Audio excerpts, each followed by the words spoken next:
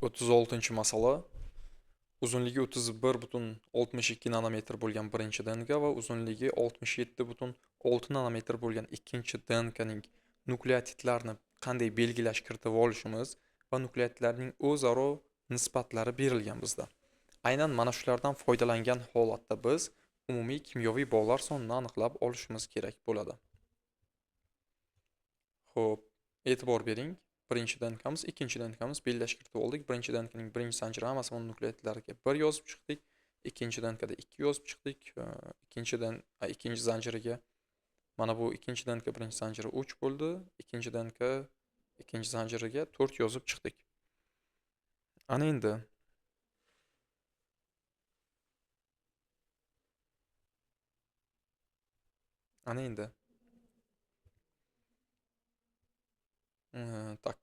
qiladigan ishimiz DNKning uzunligi asosida undagi nukleotidni topish.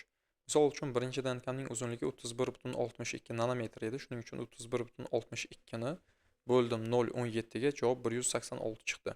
Ya'ni 0,34 ga bo'lib keyin 2 ga ko'paytirib o'tirmadim. Va ikkinchi DNKni ham xuddi shunday qilaman, 0,17 ga bo'laman, birdaniga undagi nukleotidlar soni kelib chiqadi.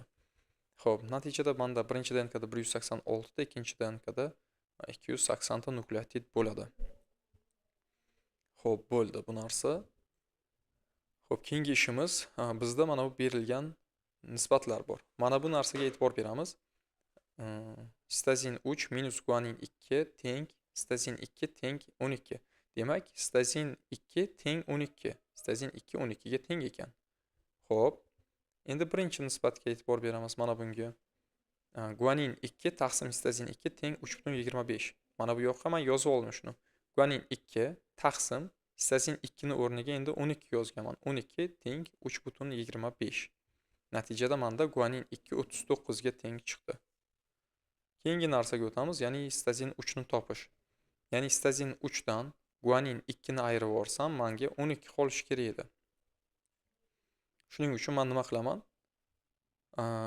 Citazin 3 ni topish uchun mana guanin 2 39 edi. Unga 12 ni qo'shaman. Natijada menda citazin 3 kelib chiqadi. Citazin 3 ning soni 50 bitta ekan. Xo'p, bularni aniqlagandan keyin mana bu yoqda yozib oldik. Ya'ni citazin 2 12 ta, guanin 2 39 ta, citazin 3 50 bitta yozib oldim. Keyingi qiladigan ishimiz mana bu nisbat asosida. Citazin 2 plus citazin 3. Citazin 2 12 ga teng, citazin 3 51 ga teng. Taqsim citazin 4 barobar 4,5 chiqishi kerak edi. 4,5 citazin 4 barobar 12 plus 51 chiqadi. Citazin 4 14 ga teng chiqdi. Mana bu yoqda citazin 4 ni 14 ekanligini yozdik. Ana endi nima qilamiz? Javobni topishimiz kerak, umumiy kimyoviy bog'lar sonini. Xo'p, dastlab barcha o'sha citazin, guanin mana bitta zanjirdagi misol citazin guaninni qo'shyapman. Mana bu yoqdagi misol citazinlar sonini qo'shyapmiz. 12, 39, 14, 50 bor. Xullas 116 umumiy guaninlar soni bor ekan. Guaninlarning umumiy soni 116 ta. Endi mana shu orqali biz